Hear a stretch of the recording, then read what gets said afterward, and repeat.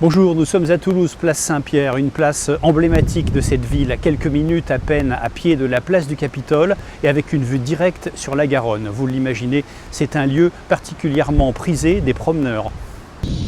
Pourtant, malgré les apparences, les riverains dénoncent ici une vie difficile et mouvementée en raison principalement des agissements nocturnes d'une clientèle souvent jeune qui vient faire la fête autour des bars qui bordent cette place. Nous avons enquêté.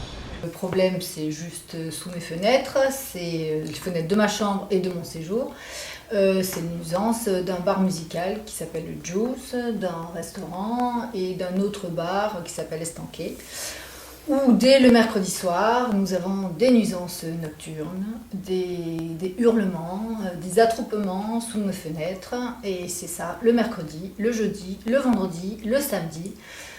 Alors que dans la journée, cet appartement est d'un calme olympien avec un soleil souvent radieux. Moi je suis de l'autre côté, mais on pourrait dire qu'on est cerné en fait. On est cerné par tous les bars qui fleurissent à Toulouse, c'est-à-dire que quand on se promène dans Toulouse, on voit un bar de plus qui pousse. Et c'est même plus des bars, parce qu'on ne sait pas si on pourrait dire c'est un bar, une boîte de nuit, etc. Parce que la musique est autant à l'intérieur qu'à l'extérieur sur les places. Résultat, eh bien, on ne dort pas. En loi.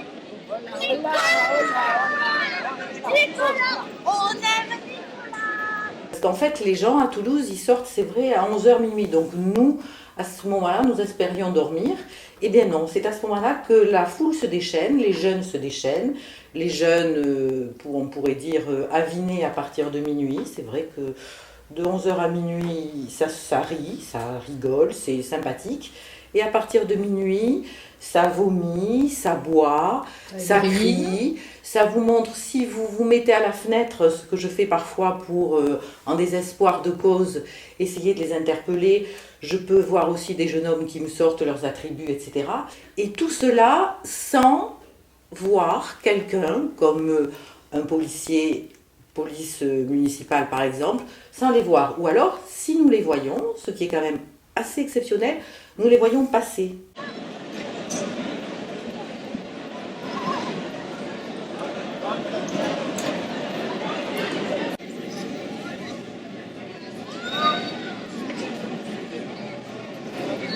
Et ça me fait très très plaisir de voir qu'il y a des voitures de police municipale à Toulouse, mais ce que j'aimerais, c'est qu'ils soient sur place et qu'ils arrêtent ces meutes déchaînées, parce que dormir aujourd'hui, autant ici que chez moi, c'est impossible.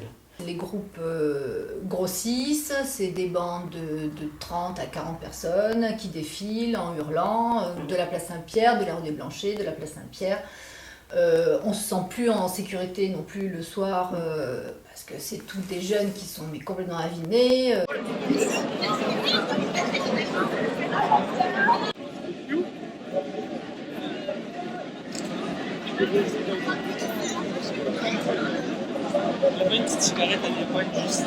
Nous avons voulu en savoir plus. Nous avons rencontré un vigile qui est chargé de garder la nuit les abords de la résidence qui borde cette place. Entretien.